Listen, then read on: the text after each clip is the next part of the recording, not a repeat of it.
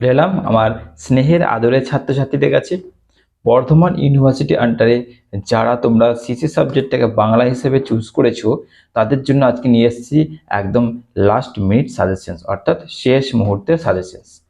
যেহেতু আমার নাম্বার আমি গত কয়েকদিন আগে ডেসক্রিপশন বক্সে দিতাম, এখন আমি আমার নাম্বারটাকে প্রচুর স্টুডেন্টসের উপকারের জন্য অন স্ক্রিন করে দিয়েছি, এবং অন স্ক্রিন করে দেওয়ার জন্যে বহু স্টুডেন্ট ডাইরেক্টলি আমাকে ফোন করছে। এবং এখন এমন একটা দিন যায়নি যে কোনো স্টুডেন্টস আমাকে ফোন করলো এবং তাকে আমি রিপ্লাই না দেওয়ার চেষ্টা করলাম, এরকমটা হয়নি। হ্যাঁ, কিছু ক্ষেত্রে দু একটাকে এখনো করতে পারিনি, তাদেরকে আমি আজকেই করব। তো তারা কি করছে, তারা ফোন করে আমাকে জিজ্ঞাসা করছে ডাইরেক্টলি যে স্যার এরকম ব্যাপার, যেহেতু সময় কম রয়েছে এবং আমাদের এই মুহূর্তে একটা ফিফথ সেমিস্টার আমরা এক্সাম দিয়ে উঠলাম, তাই থার্ড সেমিস্টারটা সেরকম করে আমরা তৈরি করতে পারিনি। তো আমাদের এই মুহূর্তে যদি গুটি কয়েক কোশ্চেন্স এমন বলে দেওয়া যায় যে এইগুলো বেশি ইম্পর্টেন্ট, এগুলো বেশি গুরুত্বপূর্ণ, এবং এই অবস্থাতে আমাদের এই কটা কোশ্চেন্স পড়তে হবে আগে, তো সেইগুলো যদি একটু বলে দিতেন তো ভালো হতো।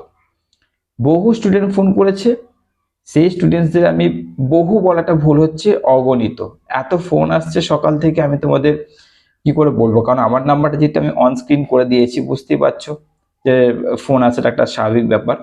তো যেহেতু সেই সব স্টুডেন্টসদেরকে আমি বলে দিয়েছি যে কোন কোনটা তোমাদের অ্যাকচুয়ালি করা উচিত বা আগে দেখবে, তো আমার মনে হলো যে এইটা তোমাদের কাছে নিয়ে আসার দরকার আছে। তো চলো আজকে তোমরা একটু দেখে নেবে যে কোন কোন প্রশ্নগুলো, যে সাজেশনস আমি দিয়েছি সেই নাম্বারের মধ্যে কোন প্রশ্নগুলো তোমাদেরকে অধিক গুরুত্ব দিয়ে দেখতে হবে, কারণ হাতে মাত্র ধরেই নেওয়া দুদিন রয়েছে, এই দুদিনের মধ্যে এই প্রশ্নগুলো একটু গুরুত্বপূর্ণ দিয়ে দেখো, আশা করছি তোমরা উপকৃত হবে। চলো,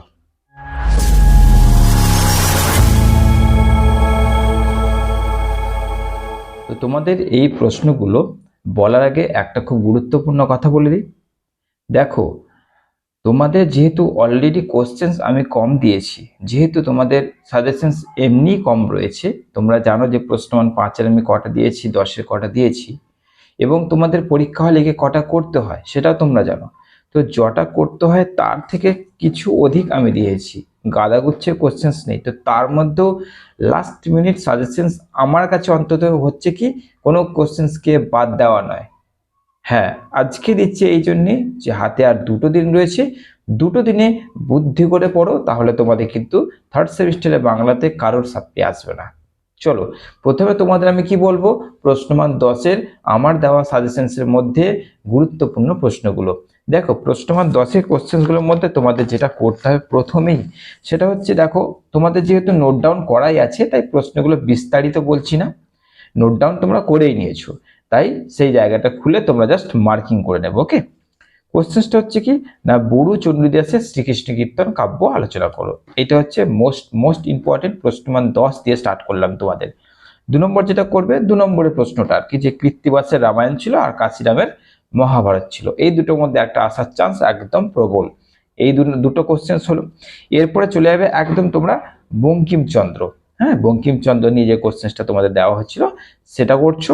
তারপরে চলে যাচ্ছ গিরিশচন্দ্রের ঐতিহাসিক নাটক, গিরিশচন্দ্রের ঐতিহাসিক নাটক এটা করছো।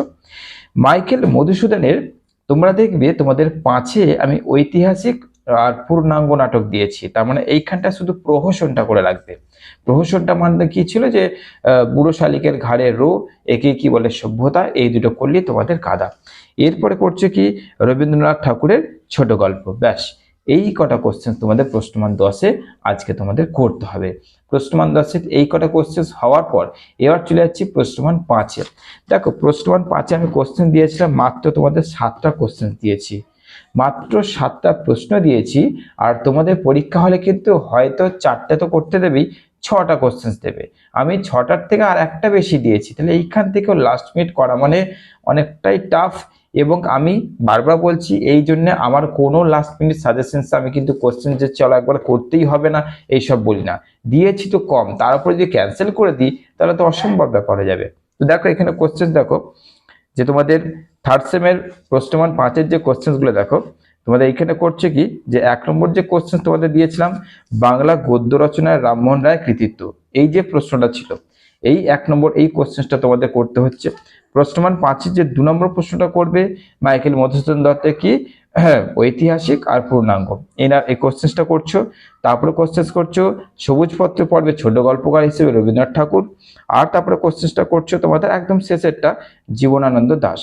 ওকে, এই কটা কোশ্চেন তোমরা কিন্তু আগে গুরুত্ব দিয়ে এই কোশ্চেনগুলো তোমরা দেখবে। এইগুলো দেখা হয়ে গেলে তারপরে সময় থাকলে কিন্তু এগুলো দেখে নিবে। আমি জানি তোমাদের দেখা হয়ে গেছে। তোমাদের কি করলাম, এই দুটো দিনে তোমরা নিশ্চয়ই রিপিট করবে।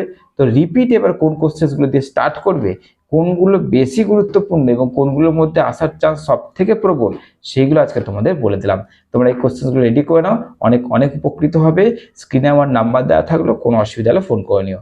ভালো থেকো, সুস্থ থেকো।